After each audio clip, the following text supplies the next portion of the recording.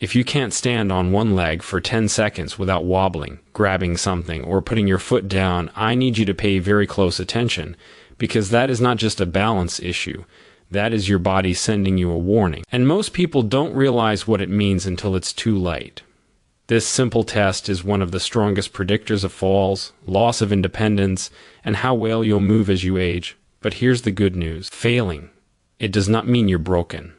It does not mean you're done. And it definitely does not mean you should give up. Because with just 3 simple exercises, you can rebuild strength, restore balance, and take control of your body again. Even if you're over 80, failing the 10-second balance test is not a verdict on your life, your future, or your independence. It is simply information. And information is powerful when you use it correctly, because that test is not there to shame you. It is there to reveal what your body needs right now. Many people hear that they failed and immediately think something is wrong with them, that they are too old, too weak, too far gone, but the truth is much simpler and much more hopeful. It means your balance system has gone quiet, and it needs to be woken up. Balance is not something you are born with, and then slowly lose forever. It is a skill that is constantly being adjusted by your brain, your muscles, your joints, and your nervous system, and when you stop challenging it, it fades just like a language you no longer speak, or a skill you no longer practice. So when you fail that test, what you are really seeing is not damage. You are seeing deconditioning, and deconditioning is reversible, even in your 70 seconds, even in your 80 seconds, even beyond that.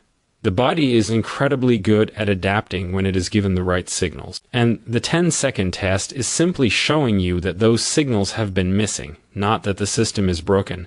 Most people never train balance on purpose. They sit more, move less, hold on to furniture, avoid uneven ground. And over time, the body learns that it does not need to be stable anymore. So it becomes unstable.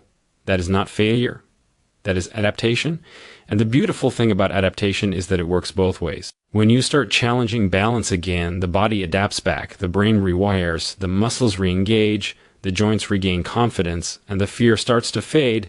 This is why failing the test should be motivating, not discouraging. It is a clear sign that action now will make a real difference. It is far better to discover weakness while you are still standing than after a fall.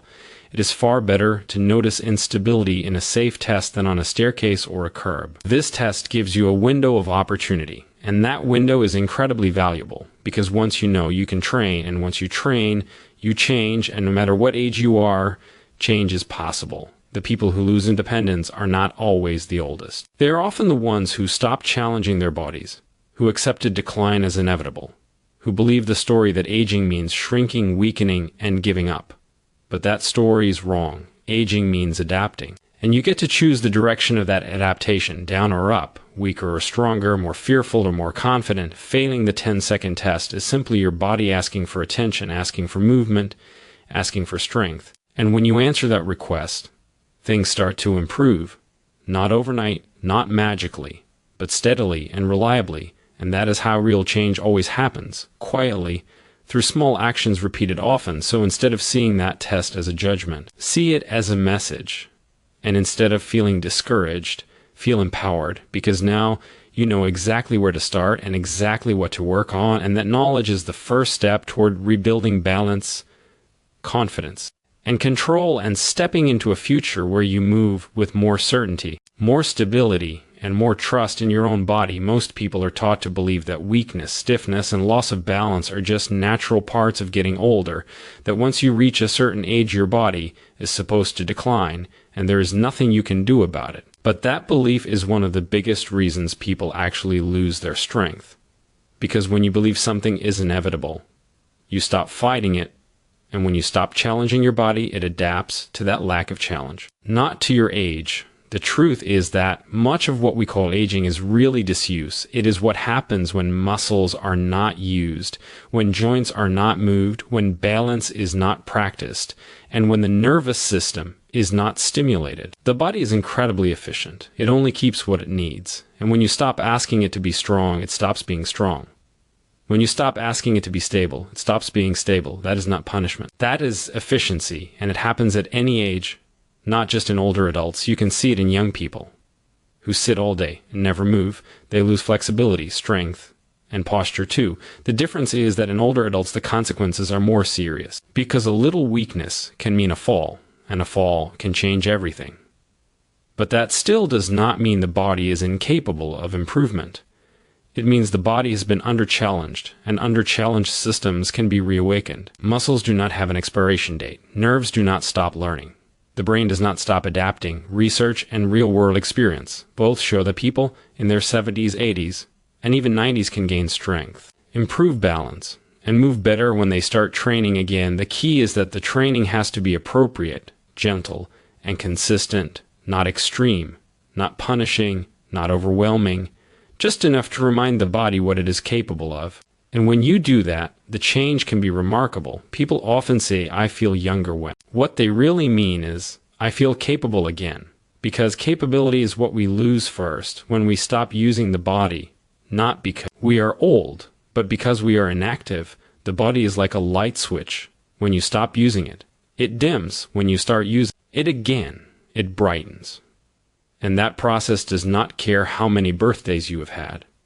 It only cares about the signals it receives. If the signal is sit, rest, avoid, protect, the body becomes weak and cautious. If the signal is move, lift, balance, control, the body becomes stronger and more confident.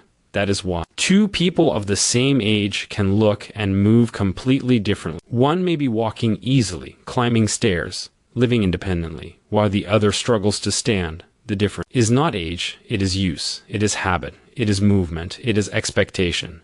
And once you understand that, everything changes, because now you are no longer a victim of time. You are a participant in your own physical future. You are no longer waiting to see what happens. You are deciding what happens. And that is incredibly powerful because it means decline is not automatic. It is optional. And improvement is always possible when you are willing to challenge the body gently and consistently, even after 80. Even after years of inactivity, even after believing for a long time that it was too late, because it is not time that takes strength away, it is lack of use, and the moment you start using your body again, it starts responding again, slowly, steadily, and reliably, in ways that surprise you and rebuild. Confidence from the inside out. Independence does not disappear all at once. It fades through small losses, a little more difficulty standing up, a little more hesitation when walking, a little more reliance on furniture or other people. And most of that decline starts with simple movements that we stop doing well. Standing up from a chair, stepping to the side, stabilizing on one leg. These are not gym exercises, they are life skills. And when they weaken, life becomes smaller. People go out less, move less, and slowly shrink their world. Not because they want to, but because their bodies no longer feel reliable. And reliability is everything when it comes to confidence. If you do not trust your legs, you will not explore, you will not take chances, you will not move freely, and that is how independence quietly slips away, not through one big event, but through 1,000 small avoidances. This is why simple movements matter so much, because they are the building blocks of everything else. Standing up from a chair is the foundation of getting out of bed, getting off the toilet, getting out of the car, if that becomes hard. Life becomes hard. Stabilizing the hips is what allows you to walk without wobbling, to turn without losing balance, to step over obstacles without fear. And practicing balance directly is what keeps you upright when the unexpected happens. When the floor is uneven, when you trip, when you turn too quickly, these are the moments that decide whether you stay standing or end up on the ground, and most people never train for them. They train machines, they train isolated muscles, or they train nothing at all. And then they are surprised when real life feels difficult. But the body is very literal. It gets good at what you practice. And if you practice sitting, it gets good at sitting. If you practice avoiding, it gets good at avoiding. And if you practice standing, balancing, and controlling your body, it gets good at that too. Independence is not about being strong in a gym. It is about being capable in your own home. It is about being able to move without thinking, without planning, without fear. It is about trusting that when you stand, you will stand, and when you step, you will not fall. And that trust comes from training the exact movements you use every day, not complicated routines, not fancy equipment, just the basics done well and done often. And the beautiful thing about these simple movements is that they build on each other. When your legs are stronger, balance becomes easier. When balance is better, walking becomes smoother. When walking is smoother, confidence grows, and when confidence grows, you move more. And when you move more, everything improves. It is a positive cycle, just like inactivity is a negative cycle. And you get to choose which one you are in. Every time you stand up without using your hands, every time you lift your leg to the side, every time you practice standing on one foot, you are telling your body that independence still matters, that capability still matters, that you are not done. And the body listens. It responds, it adapts, and it rewards you with more stability, more strength, and more control, not all at once, not dramatically, but steadily, quietly, in a way that sneaks up on you, until one day you realize you are moving better than you have in years. And that is when people say things like, I feel like myself again, because independence is not just physical, it is emotional. It is the feeling that you can take care of yourself, that you are not a burden, that you are still in charge of your life, and that feeling is priceless. It is worth every repetition, every effort, every small step forward, because independence is built on simple movements done consistently. And when you protect those movements, you protect your freedom, your dignity, and your ability to live life on your own terms. Most people believe that real change requires complicated routines, long workouts, expensive equipment, and endless time. And that belief is exactly what keeps them from starting, because when something feels overwhelming, the brain looks for excuses. And when the brain finds excuses, the body stays the same or gets worse. But the truth is that the body does not need complexity. It needs clarity. It needs the right signals repeated often. And that is why 3 simple exercises can be more powerful than a dozen random ones. Because when you focus on what actually matters, strength, stability, and balance, everything else starts to fall into place. You do not need to train every muscle in isolation. You need to train movement. And those 3 exercises cover the movements that keep you independent. Standing up, stabilizing your hips, and controlling your balance. When you do them consistently, the body responds in a very predictable way. Legs get stronger, posture improves, walking becomes smoother, and confidence grows, not because you are doing more, but because you are doing what matters. Consistency beats intensity every time, especially as we get older. The body prefers gentle, regular reminders over occasional punishment. And that is why a few minutes every day is more effective than an hour once a week. The nervous system learns through repetition. Muscles strengthen through frequent use, and balance improves through daily practice, not through heroic efforts. And the beautiful thing about having only 3 exercises is that there is no confusion, no decision fatigue, no wondering what to do. You wake up, you move, you're done. And that simplicity removes the biggest barrier, which is mental resistance, because the easier something is, the more likely you are to do it. And the more you do it, the more it works. People often underestimate how powerful small daily actions are, because they do not feel dramatic, they do not feel impressive, they do not leave you exhausted. But the body does not need drama, it needs direction. And those 3 exercises give it exactly that. They tell the body we still stand, we still balance, we still control, and the body answers by getting better at those things, one day at a time, quietly, without fanfare. And that is how real change always happens, not in big leaps, but in small steps, stacked on top of each other. And the best part is that you can do that anywhere, in your living room, in your kitchen, next to your bed. You do not need a gym, you do not need special clothes, you do not need to leave the house.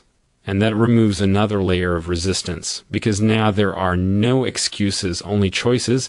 And when the choice is simple, people choose it more often. And over time, those choices add up. They add up to stronger legs, steadier steps, easier movement, and more confidence in your own body. And confidence changes everything. It changes how you walk, how you stand, how you move through the world. Because when you trust your body, you use it more. And when you use it more, it gets better. And that creates a powerful upward spiral. And all of it starts with just 3 exercises. Not because 3 is magic, but because focus is. Because doing a few things well is always better than doing many things poorly or not at all.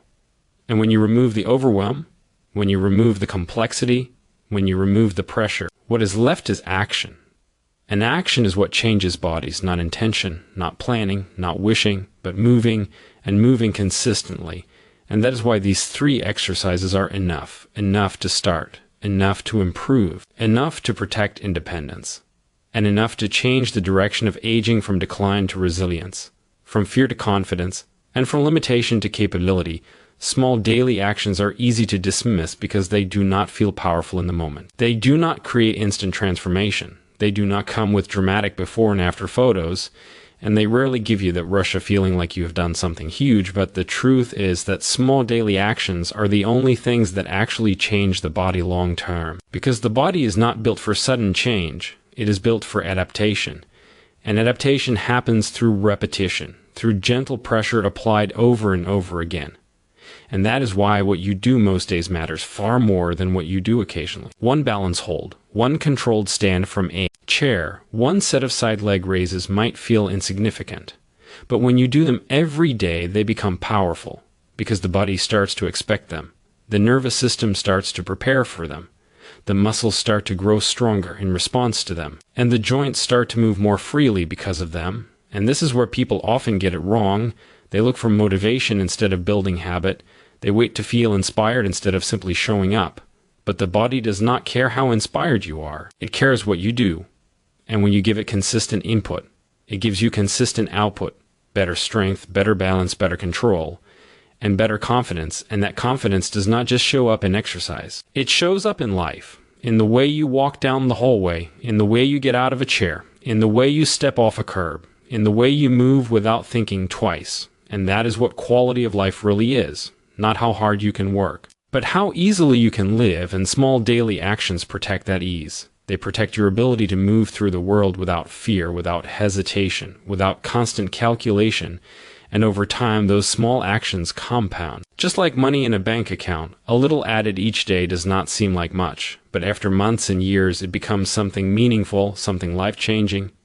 And the same is true with movement. 5 minutes a day does not sound impressive. But after a year that is over 30 hours of training, over 30 hours of reminding your body that it is still capable, still strong, still adaptable, and that adds up. It adds up to better posture, fewer aches, stronger legs, steadier balance, and more independence. And what makes this even more powerful is that small actions are sustainable. They do not burn you out. They do not overwhelm you. They do not make you dread tomorrow. They fit into real life, into busy days, into tired days, into days when motivation is low, and that is why they work. Because you actually do them. And consistency beats perfection every single time, especially as we get older. When recovery matters, when energy matters, when joints matter, the goal is not to push. It is to persist, not to exhaust, but to engage. And when you take that approach, the body responds with gratitude, with improvement, with resilience. And one day you look back and realize you are moving better than you did months ago, standing easier, walking smoother, feeling more secure, and it does not feel like a miracle. It feels earned, because it is built quietly through small choices repeated again and again. And that is the real secret to aging well. Not chasing youth, but building strength, not fighting time, but using it, and understanding that every small action you take today is shaping how you will move, feel, and live tomorrow, next year, and in the years to come. Because the future is not decided by big moments. It is built by small ones. And when you respect that, when you commit to those small daily actions, you give yourself something incredibly valuable. A body that supports you, a life that stays open, and a sense of control over your own aging that most people never realize they have.